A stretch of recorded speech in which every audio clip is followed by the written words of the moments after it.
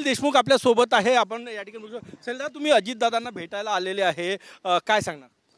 निश्चित रूपाने हिवाळी अधिवेशन चालू आहे. हिवाळी अधिवेशन चालूच्या पार्श्वभूमीवर सन्माननीय उपमुख्यमंत्रीकडे आहे.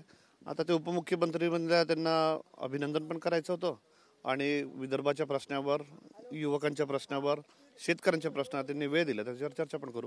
दादा, तुमचे आणि अजितदादांचे जवळचे संबंध आहे. आपण बघितलं असं अनेक कामं काटोलचे अनिल देशमुख तुरुंगात असताना तुम्ही करून केले. अजितदादांची महत्त्वाची साथ तुम्हाला राहिलेली आहे.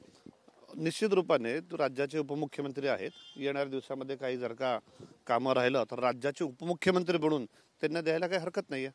आणि असे विषय जर का डेव्हलपमेंटचे विषय, सर्वसाधारण लोकांचे विषय, शेतकऱ्यांचे विषय, युवकांचे विषय जर का त्यांनी सोडवण्यामध्ये आग्रह धरला किंवा त्यांनी सोडवण्यामध्ये आम्हाला रस दाखवला तर निश्चित रूपाने चांगलीच गोष्ट आहे. दोन्ही राष्ट्रवादी एकत्र येण्याची चर्चा आहे. नाही, चर्चा आहे. सगळे नेते शरद पवार यांना भेटायला गेले होते आणि चर्चा या पार्श्वभूमीवर तुमच्या, कारण की रोहित पाटील आता गेले, तुम्ही प्रमुख नेते आहात, तुम्ही आता जात आहे, वेगळी चर्चा काही? शशिकांत शिंदे परवा भेटून आले. राजकारणामध्ये भेटीगाठी चालूच राहतात. परवा पण सन्मान्य उद्धव साहेब अजून मुख्यमंत्र्याला भेटले. राजकारणामध्ये भेटीगाठी चालू होतात. याचा अर्थ हे नाही इतक्या लवकर कुठला अलायन्स तुटतात वगैरे, असं काही नाही. यापूर्वीच्या हिवाळी अधिवेशनात तुम्ही अगदी बंगला 100 फुटावर असताना आले नाही, आज आले, याचा वेगळा अर्थ निघतो कारण की सगळे नेते भेटत आहेत. अजिबात अर्थ याचा त्या ठिकाणी निघत नाही. निवडणुकीच्या पार्श्वभूमीवर आम्ही त्या ठिकाणी भेटू शकलो नाही. ते पण आपल्या कामात होते, आम्ही पण आमच्या कामात होतो. येणाऱ्या दिवसामध्ये निश्चित रूपाने आम्ही जे काही प्रश्न आहे ते सत्ताधाऱ्यांकडे मांडणं विरोधी पक्षाचं काम आहे. विरोधी पक्षाचं काम चांगल्या रीतीने करूया. तुमची कायम जवळीकता राहिलेली आहे दादाशी, म्हणजे ते चालले जातील. तुमची कायम जवळीकता राहिलेली आहे दादाशी.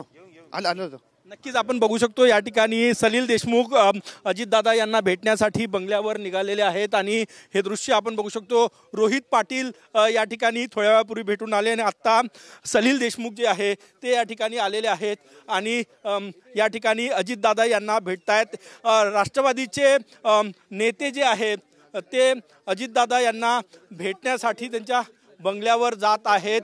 सगळ्यात महत्त्वाचं म्हणजे मर्जिंगची चर्चा गेल्या काही दिवसात सुरू होती आणि मर्जिंगच्या चर्चेमुळे आपण हे दृश्य या ठिकाणी बघू शकतो. अजितदादा यांना भेटण्यासाठी शरद पवार गटाचे एक मोठे नेते या ठिकाणी त्यांच्या विजयगड बंगल्यावर या ठिकाणी येताना दिसत आहेत. आपण हे दृश्य या ठिकाणी बघू शकतो. रोहित पाटील या ठिकाणी येऊन भेटून गेले आणि आता सलील देशमुख जे आहे ते या ठिकाणी अजितदादा यांना भेटण्यासाठी आलेले आहे. राजकीय अर्थ काढला जातोय की का दोन्ही राष्ट्रवादी एकत्र होणार का, कारण की अनिल देशमुख यांचे चिरंजीव आहे सलील देशमुख आणि अनिल देशमुख शरदचंद्र पवार गटाचे या ठिकाणी मोठे नेते, त्यामुळे आणि RR पाटील यांचे चिरंजीव रोहित पाटील या ठिकाणी येऊन गेले, शशिकांत शिंदे येऊन गेले, आज अनिल देशमुख यांचे चिरंजीव सलील देशमुख या ठिकाणी अजितदादा यांना भेटायला आलेले आहे.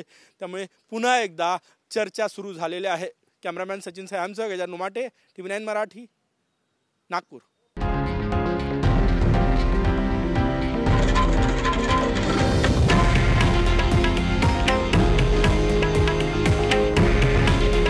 हे आहे देशातील नंबर 1 न्यूज नेटवर्क आणि आपण पाहत आहात TV9 मराठी. काळजी तुमची, हित महाराष्ट्राचं.